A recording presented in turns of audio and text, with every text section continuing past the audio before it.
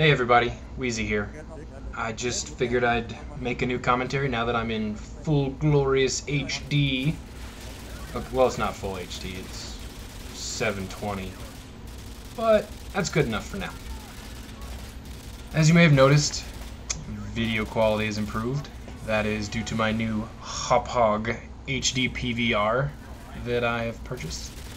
So now I've got HD quality video, and I hope you appreciate it because I've had to stop playing in 1080p and start playing in 720p because the Hop doesn't support 1080p.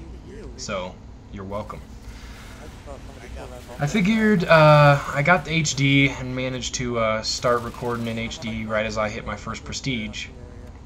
So I figured it was a good time to do another commentary and let you know after 70 levels and 1 Prestige kind of what I think of the game. And actually it's been more than that because I'm up to like level 38 or so on my first Prestige.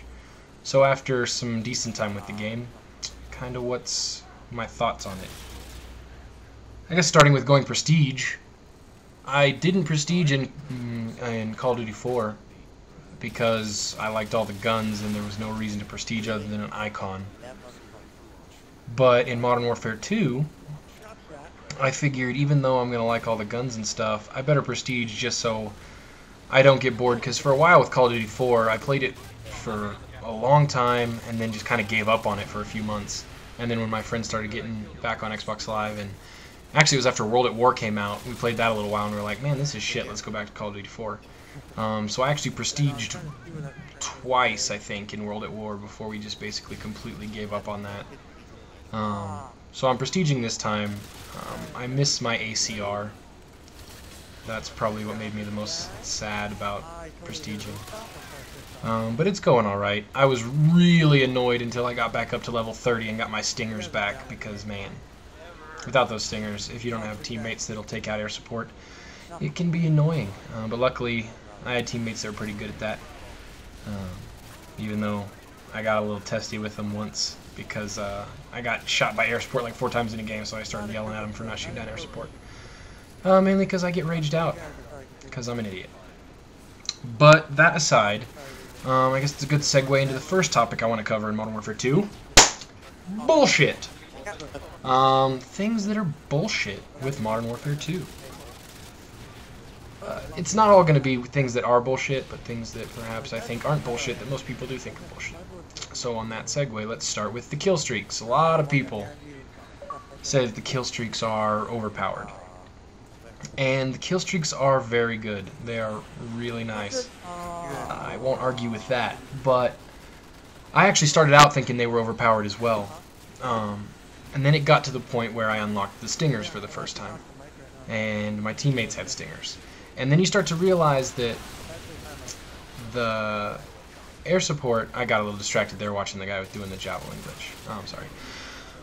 The air support actually isn't that overpowered if you have a competent team.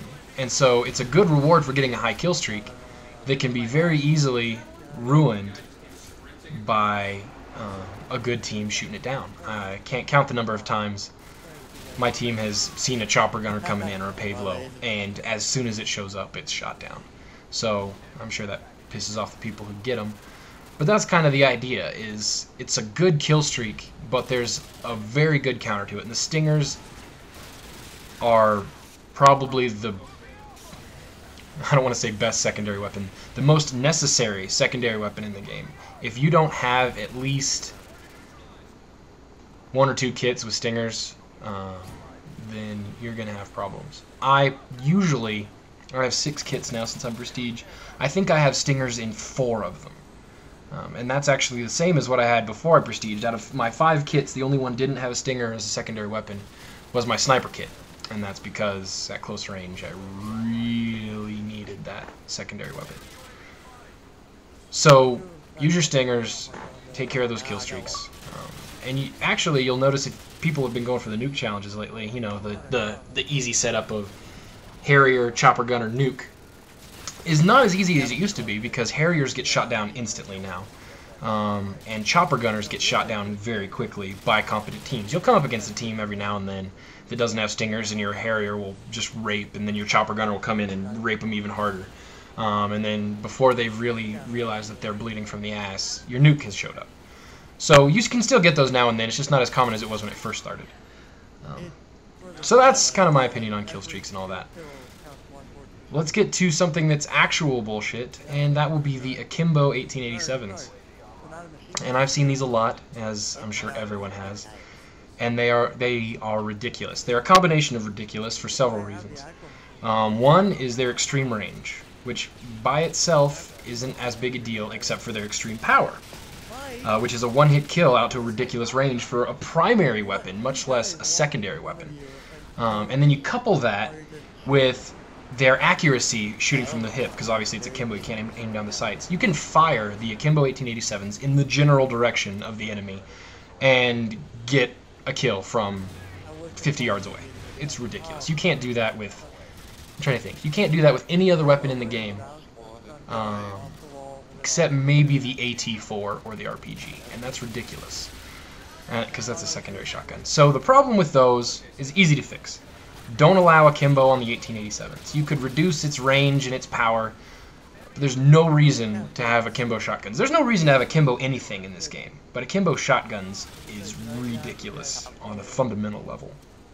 I don't care about realism or any of that crap. It's about game balance and about how ridiculous someone around with two shotguns looks in the game. It's just stupid. But I won't dwell on the 1887s anymore. They're ridiculous. 402, the community manager for Infinity Ward, even commented that he realizes that most people don't like him, and I think he implied that he doesn't either. So hopefully they'll fix him. The next thing that's not... I won't call it overpowered. I won't even call it really bullshit, but probably one of the most annoying things in Modern Warfare 2 is the new combination of Marathon, Lightweight, Commando, and a regular knife is bad enough, but you throw on a tactical knife on a pistol, and you have got a combination for instant Wheezy rage. And it pisses off most people, because what that setup does is it makes knifing nearly as effective, in some cases more effective, than using any weapon, like any sort of gun, which is insanity. The fact that running around with just your knife can be just as effective, if not more effective, than actually using a weapon in this game is ridiculous. And it's tied to a couple of things. The primary of which is the insane Commando. I hesitate to call it a glitch. It's the way Commando works, and it's retarded. Where when they are 10 feet away from you and they hit melee, because of the Commando lunge, they are impervious to your bullets while they're lunging at you. So you can be shooting someone dead in the chest, they hit melee, and you're dead, because none of your bullets are going to affect them until they've stabbed you. And it's an instant kill even if you have Painkiller on. So it's annoying, it's not overpowered, it's not bullshit, it just is really annoying that just using your knife has become so effective. And it also begs mention, given KJ's awesome kill streak from Call of Duty 4 that I got on video, getting a knifing streak isn't impressive anymore. If you have a kit like that, going on a knifing tear is not impressive. So anyone who was good with the knife before, congratulations, that's gone. No longer is that impressive, it's just kind of, hey, you're a douchebag running around with a knife. Congratulations. That's all the major gameplay things right now that really jump out. Matchmaking is another big problem, but I'm not going to spend too much time on that because most people probably experience it's bullcrap. I mean, I hear a lot of griping from international people, and you know what? I really feel for them because I live in the U.S.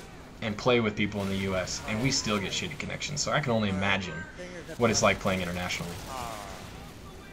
And yeah, we have people playing from all over the country, so that explains a lot of the lag we get. But the problem that really there is with matchmaking is where you'll have a party, normally we'll have a party of at least 5, 6, sometimes 7 or 8 people.